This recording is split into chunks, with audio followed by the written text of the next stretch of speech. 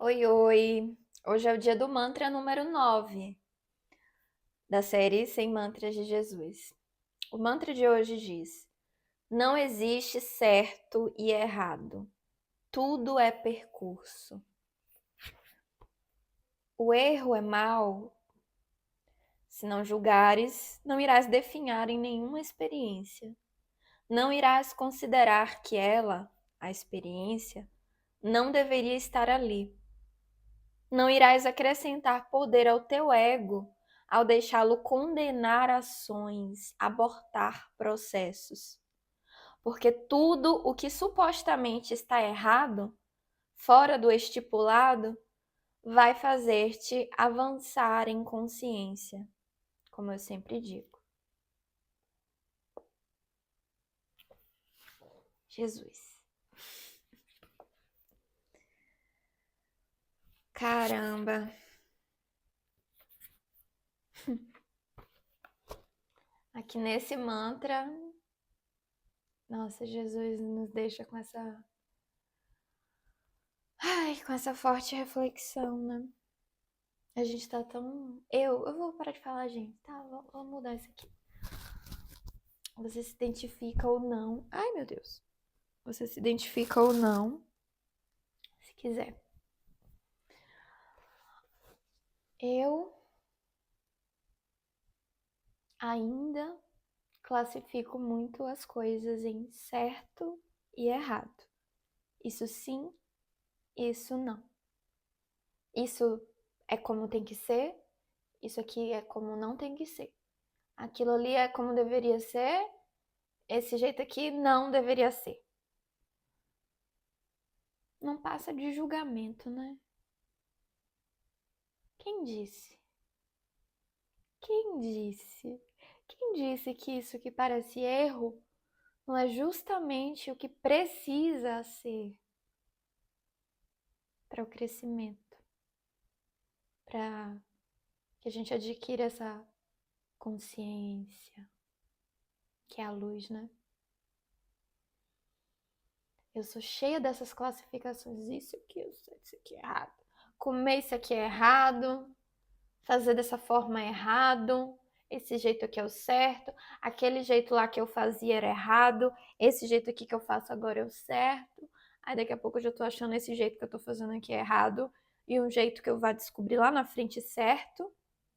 E aí vem a rejeição, rejeito o que eu considero errado e abraço o que eu considero certo.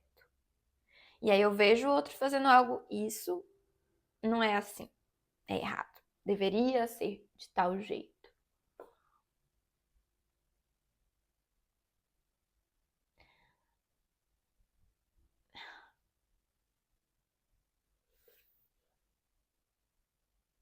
Experiências certas e erradas. Não existe. Não existe certo e errado. Não existe certo e errado. É um mantra. Tudo é percurso. E o que que a gente faz com nossos erros, né? E o que que a gente faz com os erros dos outros, com os erros do mundo, com os erros da sociedade, com os erros da história das mulheres, da história da humanidade, com tudo de errado que foi feito? Quem disse que foi errado? E a gente guarda tantas dores justamente porque acreditamos que é errado, que foi errado. E a gente guarda a culpa, e a gente culpa o outro, a gente acusa, a gente julga, a gente sentencia, a gente apoia porque acha que é certo. Quantas coisas a gente não fez achando que era o certo, acreditando que isso é o certo.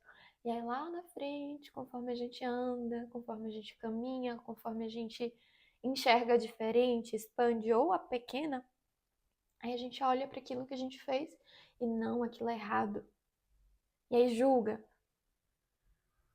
esquecendo de quem fomos, né?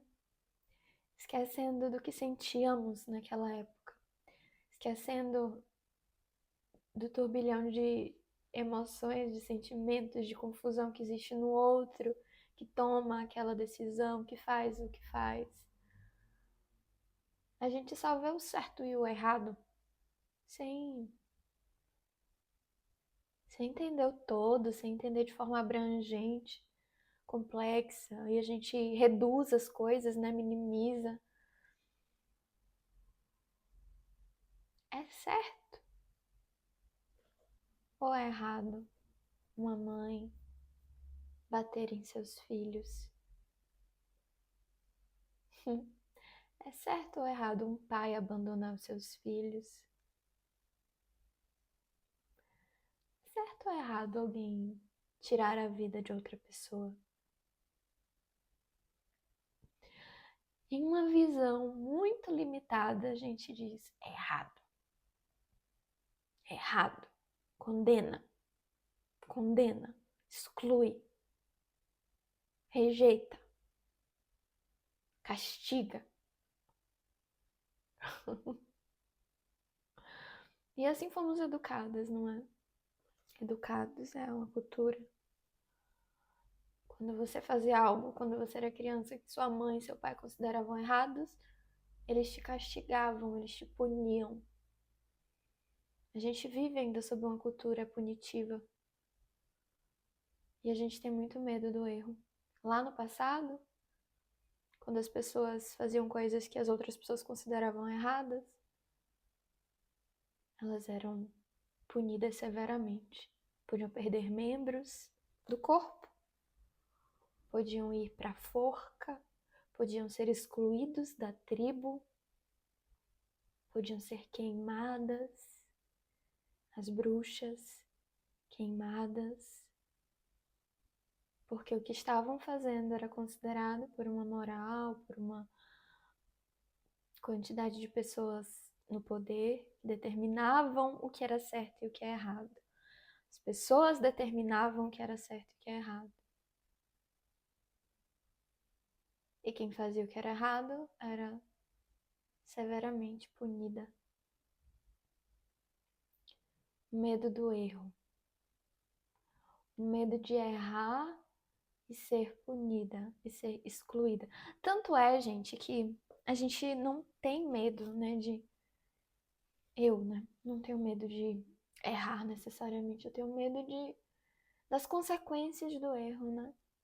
Eu tenho medo de ser punida, eu tenho medo de ser rejeitada, eu tenho medo de ser excluída, eu tenho medo de sofrer as consequências dos meus erros.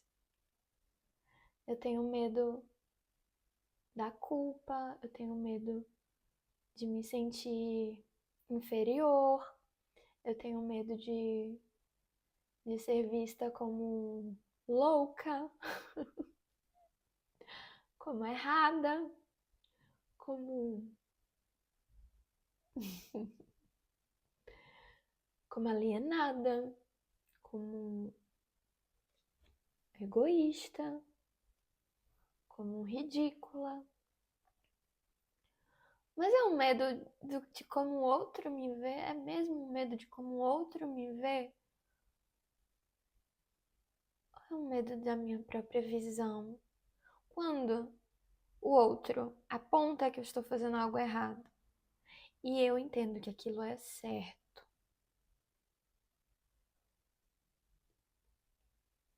como isso me toca?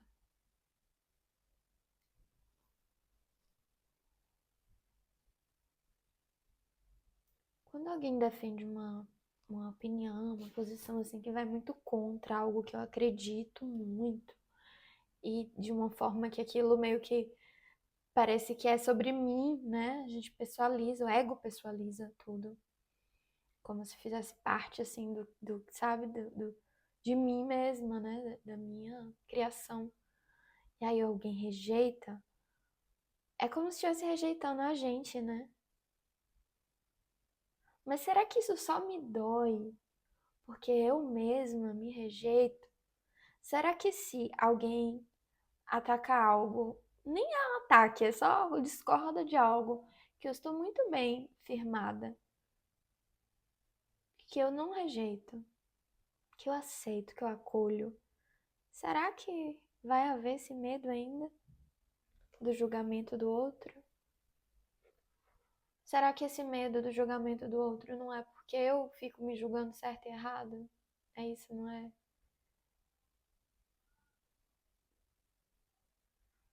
E o que é certo e o que é errado? Quantas vezes, quantos dos nossos erros, se não todos, nos levaram exatamente até aqui? E aqui, onde eu estou, e aí onde você está, é o lugar certo? É o lugar errado? Quem disse? As suas crenças, as minhas crenças, a minha visão limitadíssima. Você não enxerga, eu não enxergo. E eu tô aqui, ó, batendo nesse mármore aqui do terceiro olho, decretando que eu me permito ver. Eu me permito ver. Eu me permito ver, porque eu ainda estou com a minha visão bloqueada. Eu não tô conseguindo ver, tem coisa pra eu ver, eu não tô conseguindo ver. O quê? Hoje eu fiquei com essa questão, né? Eu até escrevi no meu caderno, na minha escrita matinal. Hoje foi o dia da minha apresentação, do que eu preparei para minha performance de cura, da formação em liderança de grupos terapêuticos. E esses primeiros 3 meses da formação é a gente despertando a nossa liderança, é a gente despertando o nosso poder e praticando tudo que a gente vai aprender na teoria para aplicar nas pessoas que vamos guiar depois nos processos de cura alheios, né? Então a gente passa primeiro pelo nosso processo. E aí a gente já teve um momento de escrever o nosso conto, o conto da Lida, com a nossa história. A gente teve um momento de fazer o grande desenho, um desenho de mais de 2 metros de altura, 2,20 m, da nossa líder, do corpo, né? É um processo mesmo de trazer ali toda a simbologia do corpo, de cada membro, considerando a ancestralidade, que é uma das bases, né? Porque é uma liderança sistêmica, trabalha muito a dança, o corpo, a escuta do corpo. E agora a gente está na fase de preparar a performance, né? A dança e tudo que vai vir para apresentar pessoalmente, ao vivo, aqui em janeiro, acho que é dia 17 de janeiro. Vamos passar um período de 7 dias em processo intenso, profundo. E nos 7 dias eu estarei aqui, viu? Eu vou continuar gravando e compartilhando com você sobre o que eu vou estar vivendo. Só que para fazer essa performance, a gente precisa definir para quem a gente dança e o que eu quero curar. E aí eu pensei assim, eu quero curar a minha desunião, né? O que eu rejeito, essa autorrejeição, o que eu recuso, o que eu rejeito. E eu já compartilhei com vocês aqui algumas vezes como que eu ainda tendo a rejeitar partes de mim, de quem eu fui, né? Fases da minha vida, que na época que eu estava vivendo, eu acreditava que eu estava fazendo o certo, que era exatamente assim que eu precisava ser. Eu brigava com quem pensava o oposto, com quem de alguma forma me traziam. Eu, né, defendia ali minha posição com muita rigidez. Pouca sabedoria. Gente do céu, precisa interromper por falta de espaço na memória do celular. Mas então, aí hoje de manhã eu com essa questão, né? O que eu vou abordar, o que eu vou curar, e aí eu tive essas ideias. Não tem nada definido ainda, mas eu fiquei refletindo muito sobre essa questão de julgamento dos erros, né? Do medo de erro. E aí eu decidi ler o mantra de hoje, nesse momento. E aí foi Nossa, Foi forte, né? E, e aí na apresentação, no momento em que eu fiz a dança, e aí eu recebi um retorno, né, da professora bruxona, maravilhosa. E aí ela tocou no aspecto de uma dificuldade de me permitir acessar certas emoções. E aí vocês que me acompanham aqui, que sempre me veem chorando, devem pensar, dificuldade lá, é uma dificuldade de sentir, Mas sim, eu sei que é verdade. Mas o mais curioso foi que quando ela trouxe assim, você tem medo da sua intensidade? Aí eu. Boa pergunta, acho que sim. E aí ela me perguntou se na minha família já teve alguém, mulheres que tinham medo de ficar loucas ou de repente terem tido esquizofrenia, alguma coisa do tipo. E aí eu falei assim, olha, eu não conheço, pode ser lá atrás, né, na ancestralidade. No entanto, eu mesma já tive medo da loucura. E aí ela falou assim, eu acho que você poderia explorar esse aspecto. Esse medo da intensidade, esse medo da loucura, que é o medo da inadequação, que também é o medo do erro. E eu ainda tô assim com isso na minha cabeça, que ainda não cheguei a lugar nenhum. E aí ela sugeriu esse exercício. Eu me permito ver, que ela acredita que eu não tô enxergando, que tem aspectos aí que, enfim, tem coisas no campo que eu não tô me permitindo ver. E aí eu tô aqui, ó, me permito ver, me permito ver. Tem tanta coisa pra gente ver, tem tanta coisa além do que os nossos olhos alcançam, gente. Do que os nossos sentidos alcançam. A gente precisa, para enxergar além, a gente precisa se permitir ver além. E é um ver que não é com esses olhos aqui, sabe? É com esse olho daqui.